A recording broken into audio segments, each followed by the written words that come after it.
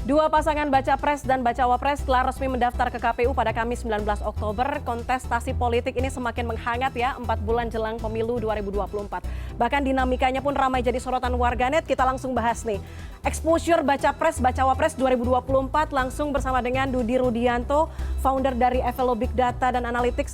Mas Dudi, terima kasih sudah bergabung bersama kami hari ini di CNN Indonesia Connected. Kita akan bahas seperti apa lini masa membaca peta pertarungan dari Pilpres 2024 ini ya. Ini semakin menarik karena kemarin sudah disebutkan ada beberapa nama dan mungkin tidak sedikit banyak nama Mahfud MD memberikan elemen of surprise ya, atas pendaftaran di KPU ini. Tapi kalau kita lihat dari analisis yang dilakukan oleh tim Evelo mengenai nama-nama yang akan maju, ada Ganjar Pranowo, Prabowo Subianto, Anies Baswedan dengan cawapresnya masing-masing.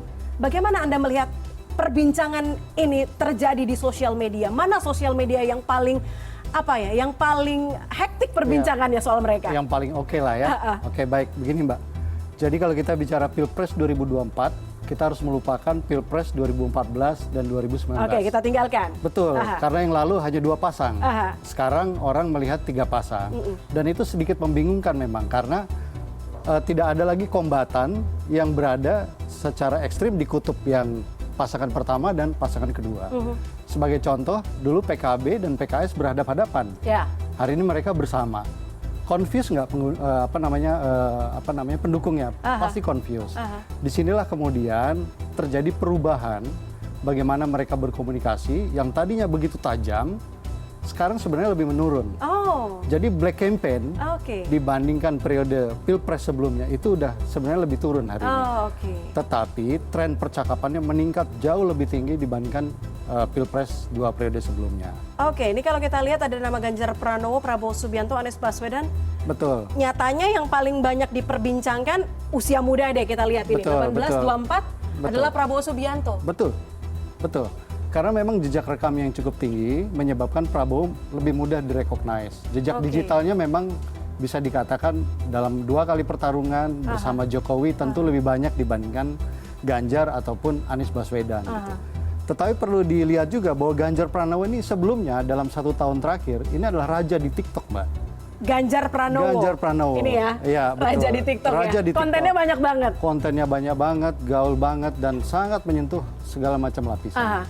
Tetapi dalam 6 bulan terakhir justru Prabowo Subianto lah yang paling banyak dilirik oleh warga TikTok. Apa yang dikomunikasikan warga TikTok terkait dengan Prabowo Subianto bahkan mengalahkan konten-konten dari Ganjar Pranowo? Salah satunya karena menjadi Menteri Pertahanan.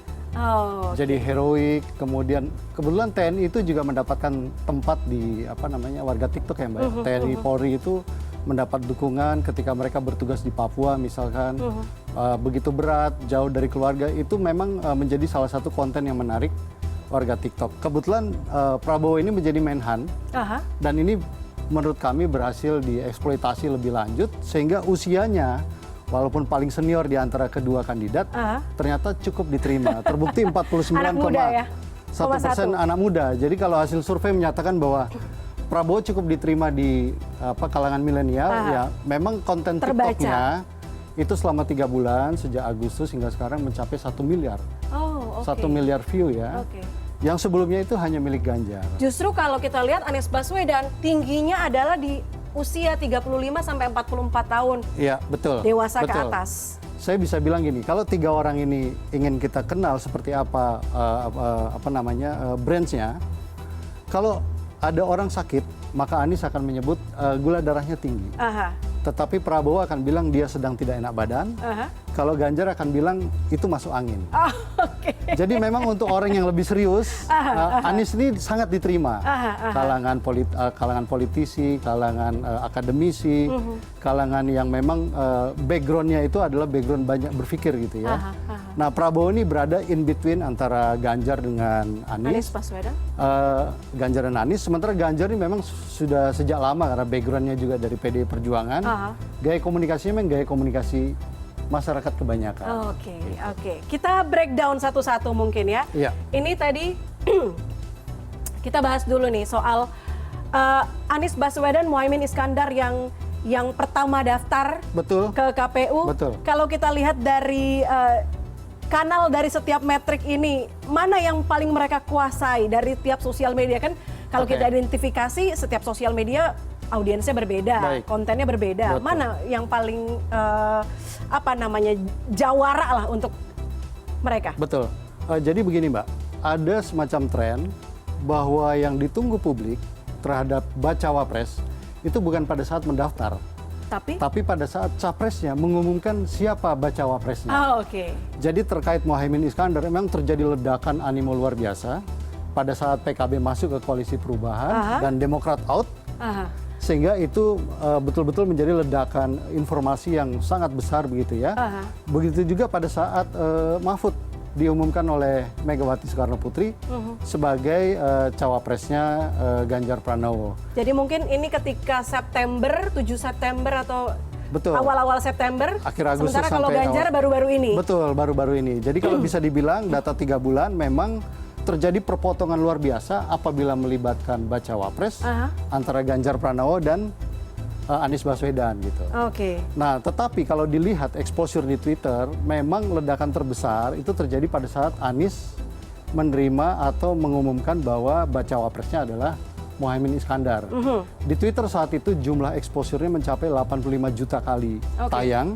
Sementara pada saat Ganjar mengumumkan Mahfud MD sebagai bacawa presnya, ini tayang di Twitter sebanyak 58 juta. Jadi memang Muhaimin punya efek kejut lebih tinggi dibandingkan Mahfud MD. Iya. Di Twitter. Di Twitter. Betul. Tapi kalau yang Mas Dudi lihat nih di sosial media, Facebook, Instagram, TikTok, Twitter dan sebagainya, dari percakapan mereka, sebetulnya plus minus pasangan ini apa sih? Plus minusnya begini. Anies ini adalah seseorang yang tadi saya sampaikan, kalau ada orang sakit dia akan ngomong gula darahnya tinggi. Jadi sangat saintifik. Sebenarnya Muhaimin lah yang harus menutup itu. Jadi saya kira ini pasangan juga sangat klop gitu ya. Sementara sebaliknya Ganjar ini umumnya komunikasinya memang seperti bahasa PDI Perjuangan, bahasa rakyat. Maksudnya Mahfud MD memang bisa menutup hal-hal yang dianggap besar, misalkan hal-hal yang dianggap lebih abstrak, soal ketatanegaraan, soal bagaimana reformasi hukum dan sebagainya. Plusnya keduanya itu, minusnya adalah tentu rekam jejak yang akan diulik oleh masing-masing pendukung kedua capres dan bacawa pres. Tapi ingat Mbak Puspa, itu tidak akan se-ekstrim Pilpres 2019.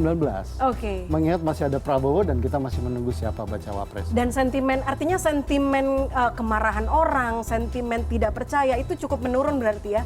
Cukup menurun karena di Pilpres tahun ini. Cukup menurun. Tapi kita tidak tahu nanti menjelang Pilpresnya ya. Tapi masih dinamis. Masih dinamis, betul. Tadi kita udah bahas 2 pasangan yang sudah mendaftar ke KPU. Kita akan bahas juga pasangan yang belum daftar ke KPU. Prabowo Subianto. Yang kayaknya warganet nih masih tebak-tebak nih. Siapa nih cawapresnya? Ada beberapa nama. Ada nama Erick Thohir, ada nama Gibran, ada nama RK, ada nama Yusril. Mana yang ramai diperbincangkan warganet? Keempat-empatnya ramai, Mbak. Jelas kelihatan ini ya. Betul. Keempat pembelahannya cukup clear gitu ya. Gibran berada di posisi kedua kalau seluruh kanal media sosial kita gabungkan. Terus kemudian Prabowo Erick juga. Hanya berbeda sedikit Prabowo Erick dengan Prabowo Gibran. 2% gitu ya. Cuma yang favorit memang masih Prabowo Erick gitu ya. Nah, sementara Prabowo Gibran memang terjadi kenaikan di sini karena soal-soal yang berkaitan dengan MK. Tapi kalau kita belah media sosialnya, memang fokus terhadap Prabowo Gibran tuh lebih banyak di Twitter. Tetapi kalau Prabowo Erick memang lebih banyak di TikTok dan Instagram. Karena memang Erick kuat di situ, Instagram kuat, Gibran kuat di Twitter. Sementara kalau kita bicara RK memang di Instagram ya? Karena memang kalau kita bicara Instagram rajanya memang Ridwan Kamil.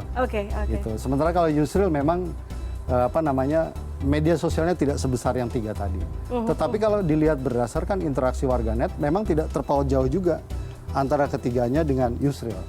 Kalau kita lihat data ini sebenarnya publik ya terserah siapa aja wakilnya. Siapa aja wakilnya ya. Tapi tadi berbicara soal apa yang terjadi di MK. Ini kan sekitar ini ya, di periode ini. Artinya ada penurunan juga perbincangan soal siapa cawapres Prabowo. Artinya orang memang fokus kepada politik dinasti Jokowi.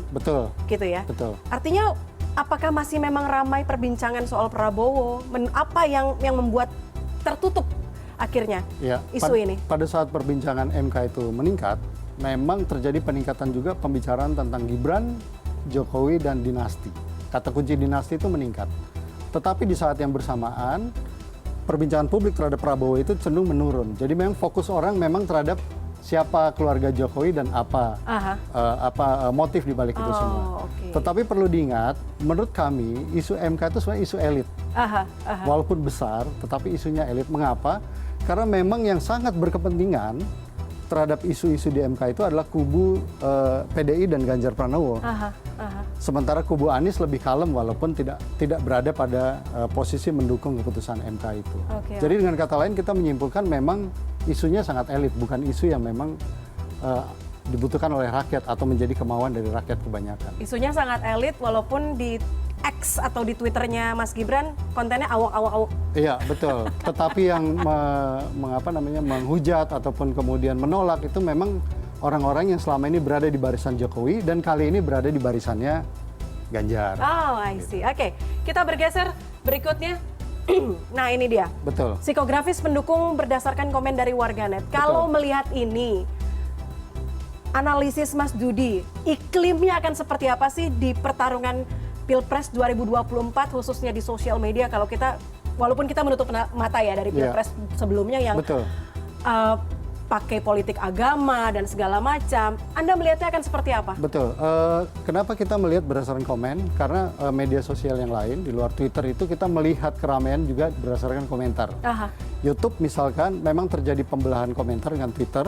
Artinya banyak juga warga Twitter yang rame-rame ke YouTube, tetapi Instagram, Facebook, kemudian apalagi TikTok itu juga bisa dikatakan orang-orang baru. Nah, kalau kita lihat sebenarnya berdasarkan konten yang tersebar selama ini, ketiga-tiganya cukup kuat membentuk mana loyalis, mana ambasador. Apa itu loyalis? Loyalis itu adalah orang-orang yang kita identifikasi, adalah orang yang pasti akan berada di barisan itu. Tetapi ambasador adalah orang-orang yang kita anggap dia memang mulai suka terhadap kandidat itu. Kalau loyalis terbesar memang ada di Ganjar gitu ya. Posisi kedua adalah Prabowo dan posisi ketiga adalah Anies Baswedan. Begitu juga ambasador. Jadi Ganjar ini berhasil membangun ambasador yang cukup besar. Berada posisi kedua adalah Prabowo dan terakhir adalah Anies Baswedan. Kalau kita lihat angka-angka ini, Mbak, ini menunjukkan bahwa polarisasi yang terbentuk terhadap orang-orang yang kemungkinan akan berada di belakang barisan cawapres atau capresnya itu sudah mulai menguat. Tinggal bagaimana mereka kemudian melakukan komunikasi yang mungkin lebih kreatif lagi untuk menjangkau mereka-mereka yang belum berada di barisan ini. Pertanyaan saya, buzzer tuh masuknya mana? Buzzer masuknya di loyalis. Buzzer sudah pasti masuknya loyalis karena sentimennya selalu positif untuk tiga nama ini gitu. Betul, ya, masing-masing. Buzzer ada dua. Apa tuh? Ada yang organik dan berbayar. Of course. Gitu. Jadi ini ya, yang perlu dicermati, yang perlu diwaspadai juga oleh warganet, jangan termakan informasi-informasi yang mungkin tidak diketahui asalnya dari mana, mungkin dari buzzer berbayar yang belum tahu faktanya. Betul. Jadi harus dicek lagi, apalagi ini pertarungannya semakin dinamis. Betul. Konten apapun bisa dilakukan untuk mengambil hati para warganet. Mungkin tadi di TikTok yang paling banyak. Betul ya. Tetapi kami juga melihat begini, Mbak. Tidak semua kandidat ini memiliki kekuatan untuk membangun buzzer di semua lini, di semua platform media sosial.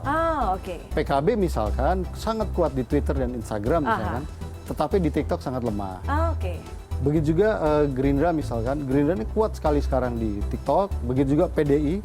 PDI adalah partai yang paling kuat eksposurnya di TikTok, tetapi tidak terlalu kuat di Twitter. Jadi sebenarnya fenomena buzzer bisa kita katakan selesai. Selesai ya. Kreativitas dari capres-cawapres inilah yang akan menentukan nanti di Februari 2024. Jadi sekarang perangnya sudah bukan soal buzzer, tapi perang bagaimana konten untuk mengambil hati masyarakat dari masing-masing capres, cawapres, dan tim pemenangannya ini ya. Kita lihat nanti bagaimana strategi dari ketiga capres ini bisa mengambil hati karena suara warganet juga menentukan, cukup menentukan bagaimana apa yang akan terjadi dalam Pilpres 2024. Betul. Mas Judi Rudianto, founder Evelo Big Data and Analytics, terima kasih sudah bergabung bersama kami sore ini di CNN Indonesia Connected. Terima kasih sudah berbagi perspektifnya soal apa yang terjadi di lini masa. Terima kasih. Terima kasih. Selamat sore. Selamat sore.